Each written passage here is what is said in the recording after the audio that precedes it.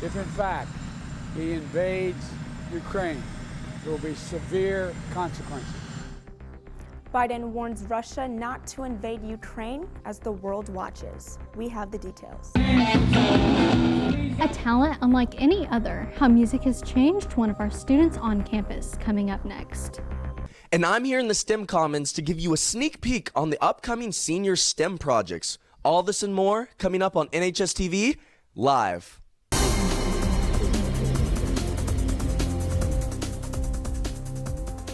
President Biden warned Russian President Vladimir Putin that an invasion of Ukraine would result in heavy economic penalties for him, but later ruled out deploying U.S. troops in Ukraine, at least for now.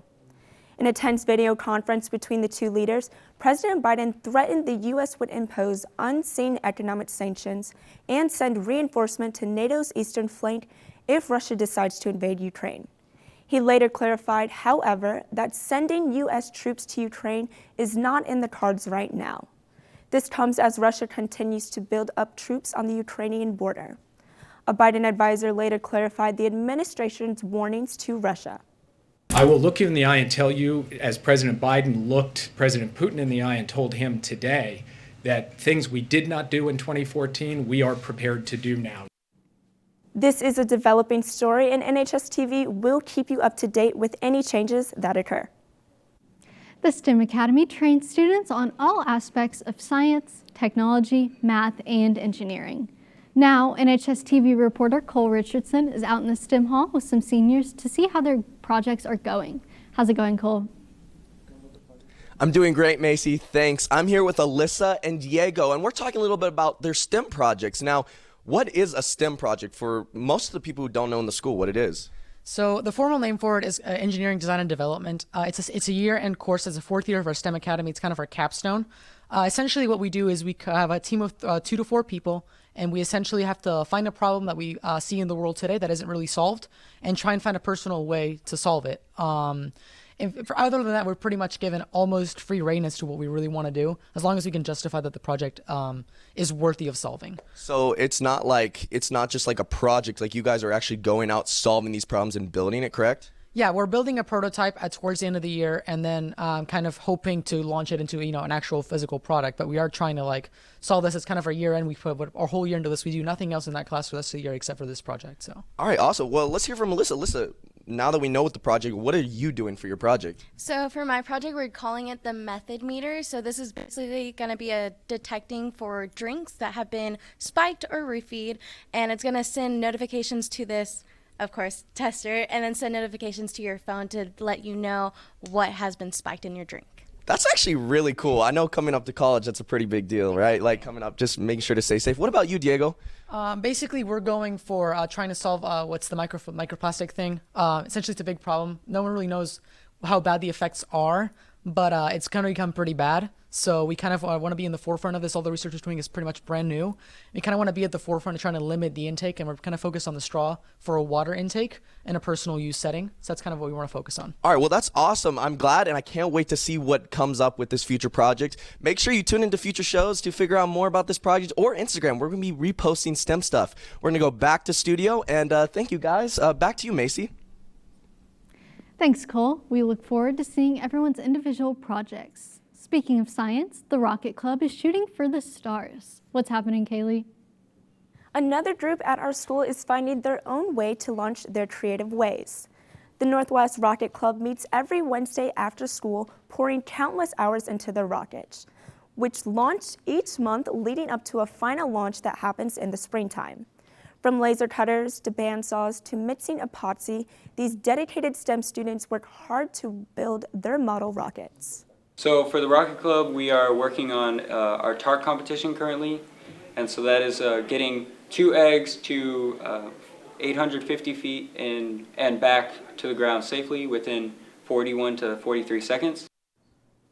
We will continue to keep you updated as the Rocket Club launch is on the 18th of this month. Make sure to head to our Instagram at NHS_TV to check out their flyer, which includes more information. From launching rockets to upcoming stars, Northwest produces so many talented students. I sat down with one of them to dig deeper into his story. From the outside, Hayden Hilliard looks just like any other student, but he has one goal that sets him apart from others. Really just to make music for Texas and give people the voice that they don't have.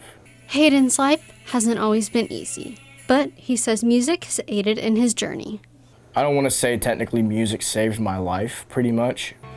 Well, in other words, it's helped me say no to a lot of stuff.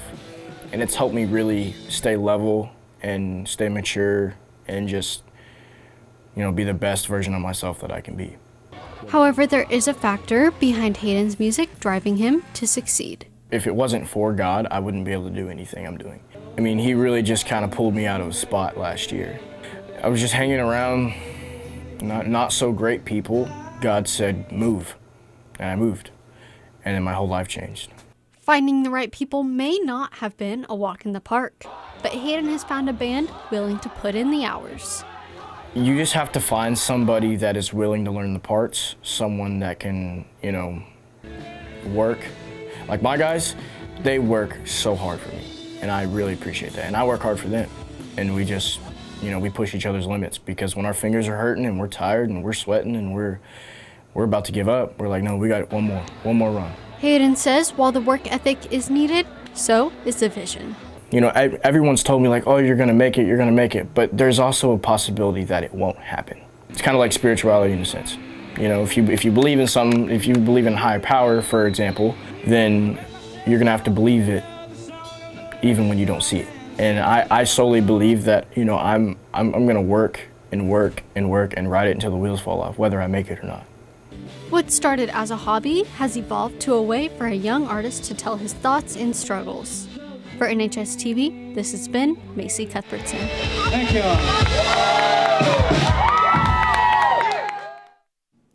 You can check out Hayden's recently released single, Indian Woman, on Spotify by searching Hayden Hilliard.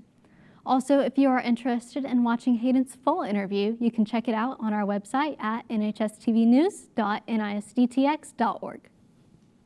But now, Macy, getting into the winter season, Student Council will be selling hot chocolate during all lunches until next Thursday on the 18th. They will continue to be sold in the school store located in the Student Union. 1 cup of hot chocolate costs $2, and any extra toppings are 50 cents each. Honestly, just for the Christmas spirit, everyone loves a good cup of hot chocolate, and honestly, it's just for our students. All proceeds will be going to any future student-hosted events.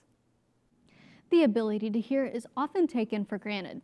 The American Sign Language class here at Northwest is taking it a step further with a new hands-on approach. What makes Northwest High School Northwest High School? Is it how it looks? Smells? What about sound? Maybe it's the sound of the mixmaster. Maybe the bell. Now imagine we take that all away. Seems a bit different, right? If you aren't deaf, understanding what it's like is clearly an impossible task. But that doesn't mean we can't try. And that's exactly what our ASL students did here at Northwest. The Deaf Project is a project in which we simulate deafness by putting on noise-canceling headphones as well as earbuds to simulate a day as a deaf person or child. And now I can't hear, and now I can hear again. Meet Caitlin Boston, an ASL student at Northwest who looks at ASL a little more than just a language credit. You know that quote of like, a picture says 1,000 words? That's basically ASL. Like, one sign could mean so many things and just have so many feelings behind it. The Deaf Project was at first another grade for Caitlin, but quickly turned into a life lesson. Being deaf, it's hard, and you don't realize how grateful you are for being to hear with just some simple things until you lose it. Sometimes we get caught up in the little things that high school throws at us in these 4 years we're here, that we forget to stop, breathe, and appreciate the simple things in life that we take for granted.